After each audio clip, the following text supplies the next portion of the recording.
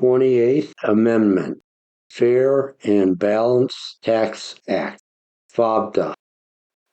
The tax burden would be shared equally for both businesses and individuals, meaning it would neither be demand or supply side economics, but balanced economics.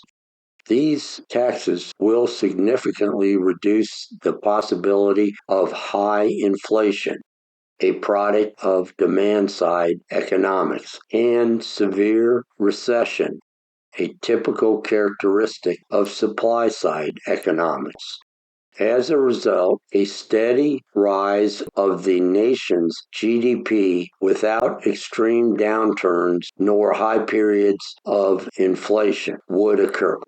By balancing the burden of the U.S. government equally and neither favoring the top 1% sociopaths or the 99%ers, an immediate increase in the annual GDP from the meager current average of 2.64% for supply-side economics would occur.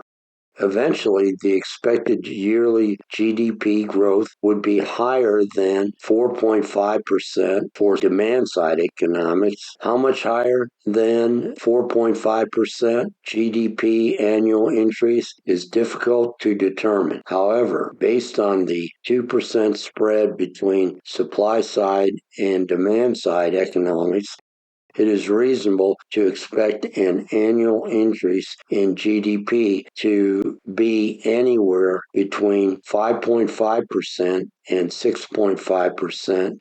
Subsequently, the increase in the GDP would create more wealth for both the 1% sociopaths and the 99%ers. The 16th Amendment was proposed by Congress on July 12, 1909.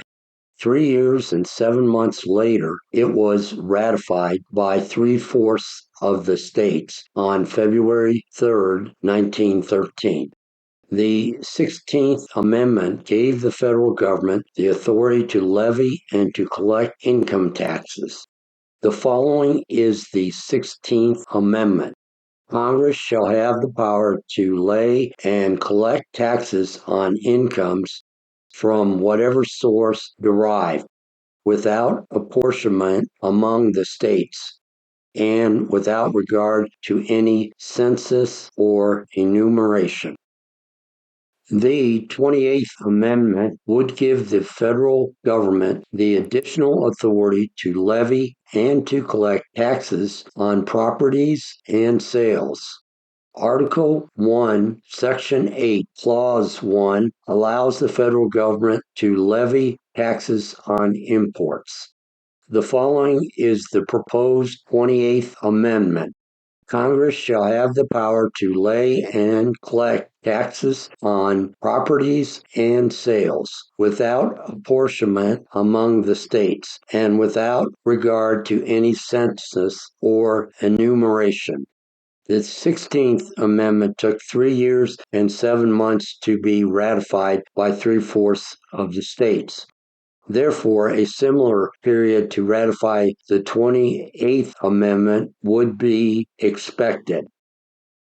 The federal government would have a steady, constant, and predictable amount of revenue year after year.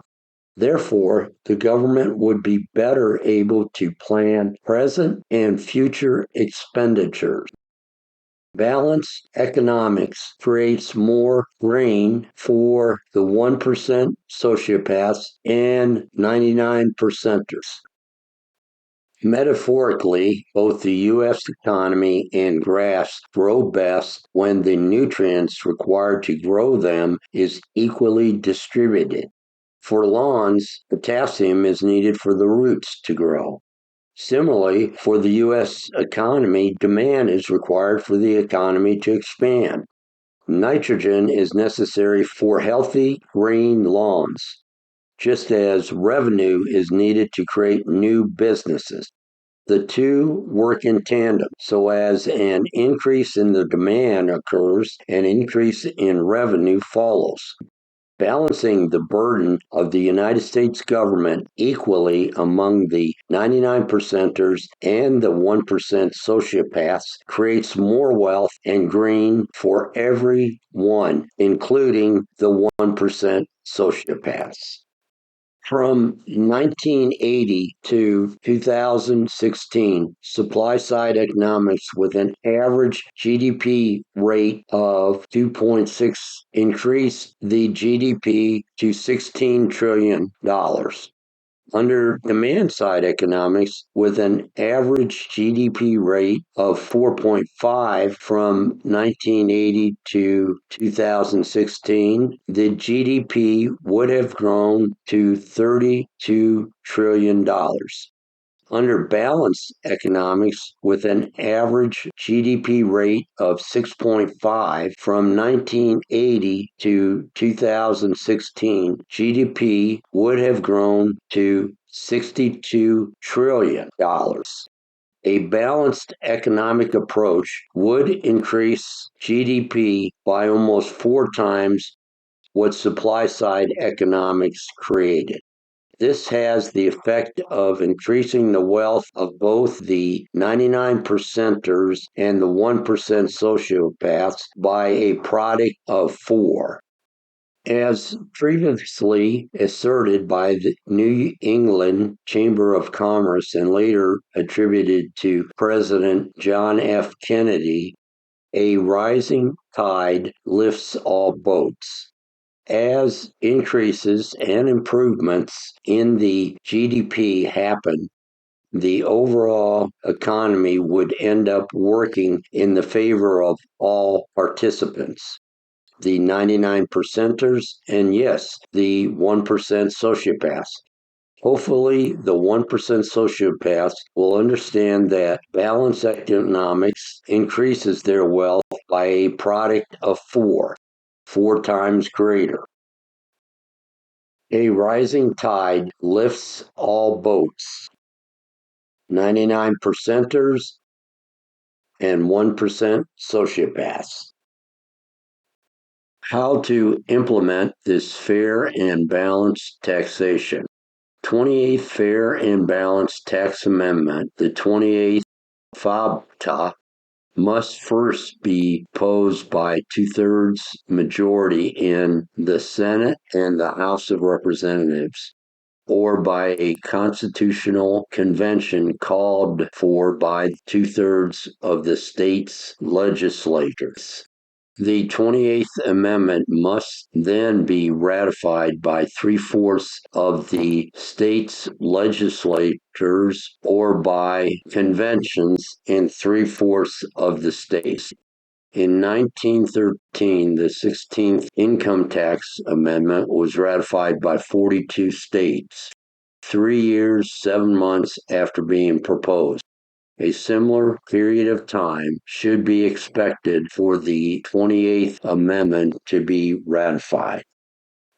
From Ballotpedia is a list of those states that allow voter-initiated referendums on constitutional amendments, such as the 28th FABTA to the U.S. Constitution. The constitutional column refers to constitutional amendments listing the number of voter signatures required. For example, Arizona requires 225,963 voters to sign a petition amending the Constitution. This will allow a statewide vote on that amendment. If your state is not on this list, then voters like you must elect local state representatives and senators who support the 28th FABTA amendment. 18 states allow for voter petitions to initiate a vote on constitutional amendments. The 28th FABTA amendment may take 2 to 4 years to enact. The 16th Income Tax Amendment was ratified in 3 years and 7 months by 42 states. It will only happen if voters like you elect politicians that support it, sign petitions for it, and vote for the 28th Amendment. The 1% sociopaths, false, untruthful, and dishonest reasons for not enacting the 28th FABTA. Those on a fixed income would not be able to afford the 1.5% property tax, and their homes would be taken from them. Therefore, those on fixed incomes will lose their homes and become homeless. A provision of the 28th FABTA would allow the low fixed income elderly to remain in their homes. When the house is sold or inherited, the accumulated property tax would be due and paid at that time. The 28th Fair and Balanced Tax Amendment would stifle business growth and hurt the economy. This is untrue because the 99 percenters would have increased disposable income, which would lead to a greater demand for goods and services and result in more employees to meet this increasing demand. The motivation to hide behind this lie is that they do not want to pay the same fair and balanced tax rate as the 99 percenters. For an example, the individual having $80 billion in property versus a typical 99 percenter having $100,000 in property would both pay the same property tax rate of 1.5%. The 1% sociopaths would pay $1.2 billion in taxes, whereas the 99 percenter would pay $1,500. This is fair since the correlated federal defense cost of protecting $80 billion in property is much higher than that of protecting $100,000 in property. Typically, a person with $80 billion in capital pays about $7 million in federal income tax, whereas the 99 percenters with $100,000 in property earns about $56,000 per year in income and pays $7,000 in federal income tax. If the 99 percenter spends 90% of their earned income, or $50,000, the federal sales tax would be $750. The federal property tax would be $1,500. The combined charges for the national sales tax and federal property tax is $2,250.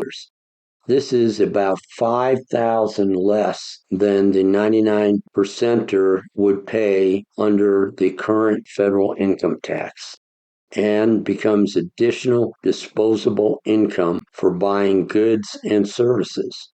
Reality is the taxpayer would spend about 80% of the $5,000 or $4,000 and save the rest.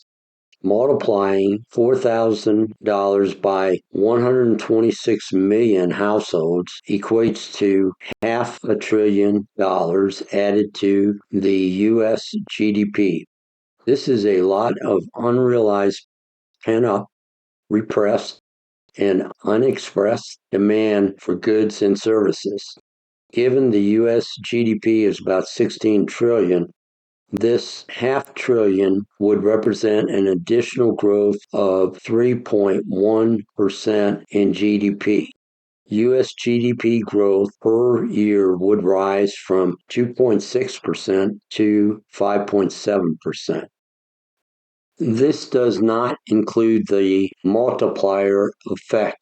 The multiplier effect assumes that a household has an additional $5,000 to spend. This household will spend 80% of the $5,000 on various goods and services.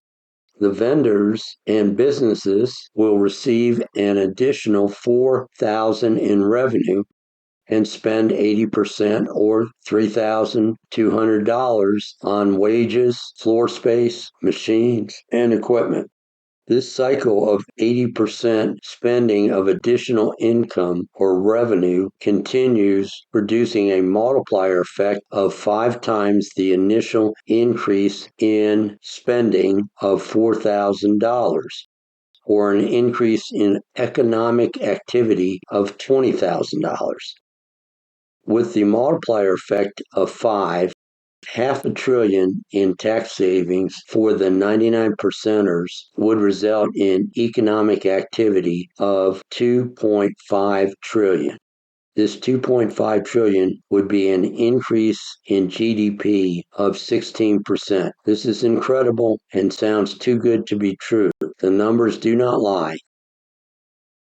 Given that 1% sociopaths would pay over 171 times more than what they currently pay, $7 million, as compared to $1.2 billion for $80 billion worth of property, the 1% sociopaths will fight with every tool available, legal, illegal, moral, or immoral, to protect their wealth.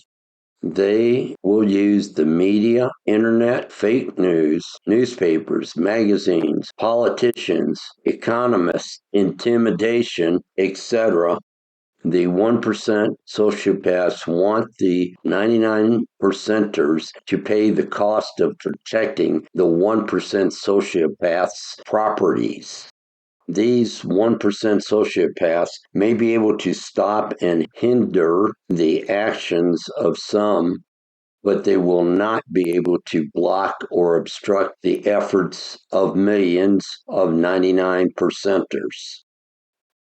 The 1% sociopaths will spread the following lies and deceptions about the 28th FABTA Amendment. The 28th FABTA would be difficult and costly to enforce and implement. The current income tax code is over 16,000 pages of regulations, and it is being enforced and implemented. The 28th Fair and Balanced Tax Amendment would require less than 30 pages of rules. By reducing the complicated nature of taxes, the government, 1% sociopaths, and the 99 percenters would save an immense amount of time and money. The 28th FABTA would hurt charities, religions, and other nonprofits by taxing their properties and by not giving tax breaks for donations. The donors will still receive a tax break by no longer owning the donated properties.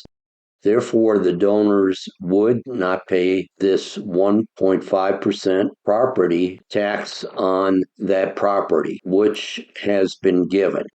The 1.5% property tax on nonprofits' assets are the same as for everyone else. Is this not fair? Why should the government determine who should be a nonprofit entity not paying taxes, who should be a for-profit entity paying taxes? Both bask under the defense and protection of the U.S. government.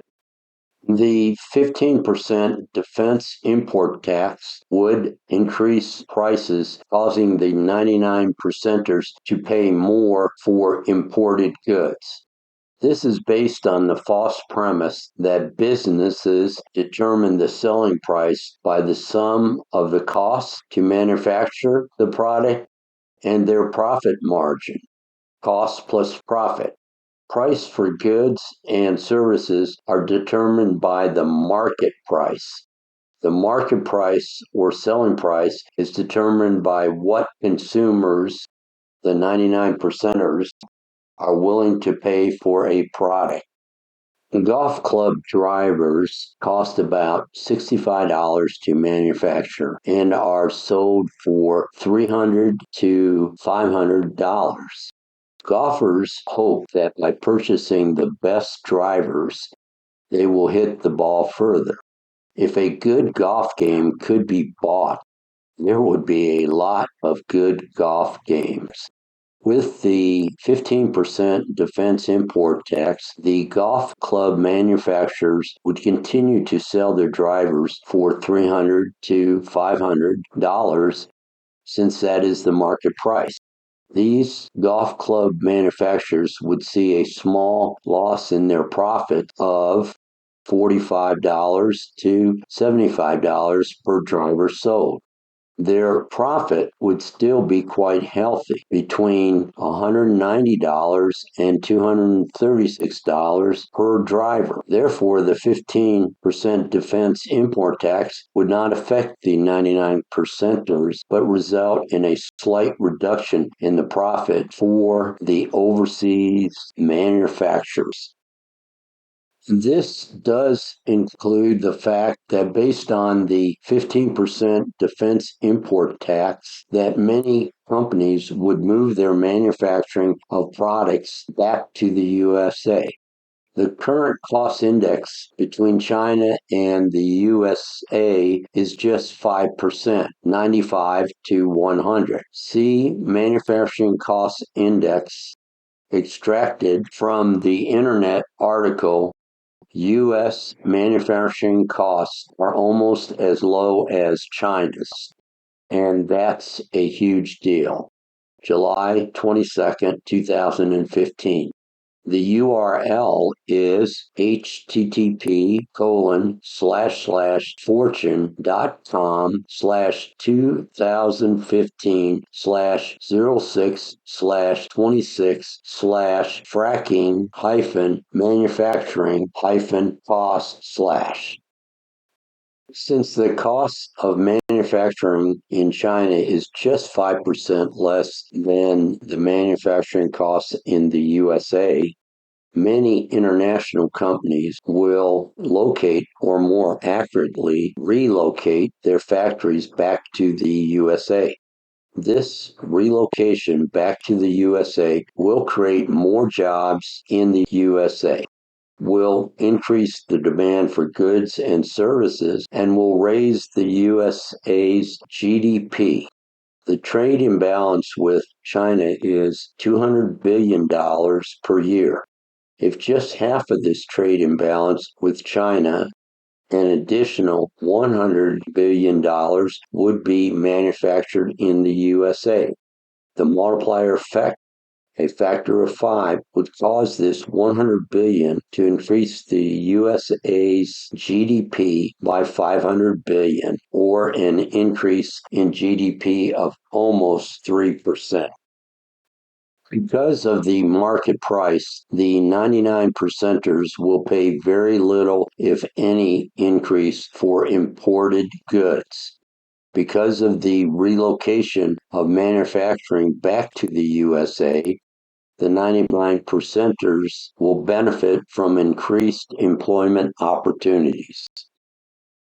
The two methods to ratify the 28th FABTA are ratification of the 28th Fair and Balanced Tax Amendment, FABTA, via U.S. Senate and Congress will require voters to elect senators and congressional representatives that support the 28th Fair and Balanced Tax Amendment. Unfortunately, because of the arrogance, superiority, haughtiness, and conceit, some of these politicians believe that the 1% sociopaths' money is enough to elect or to be reelected. The complete ratification of the 28th FABTA may need to wait for the midterm elections. During the midterm, those politicians who do not support the 28th FABTA will need to be replaced by politicians who support the 28th FABTA. White House webpage will list politicians who support the 28th FABTA This will aid in the reform process by easily identifying politicians who back the tax reform for voters. To implement the 28th FABTA by individual states would require initiatives and two-thirds of their populations to vote in favor of ratifying. Unfortunately, there are only 26 states that allow citizen initiatives. It is reasonable assumption that the voters of these 26 states would ratify the 28th Fair and Balanced Tax Amendment. 8 additional states would need to confirm the 28th Fair and Balanced Tax Amendment via their state legislature. Any combination of voter initiatives and state legislatures ratifying the 28th Fair and Balanced Tax Amendment that adds up to 34 states would be enough to ratify the 28th Fair and Balanced Tax Amendment to the U.S. Constitution. Voters like you need to elect a president who supports the 28th Amendment, to elect a president who will create a whitehouse.gov page that identifies senators and House of Representatives who support the 28th Amendment, to elect senators who support the 28th Amendment, and to elect congressional representatives who support the 28th Amendment, to elect state senators and representatives who support the 28th Amendment, and to vote for the state referendum for the 28th Amendment.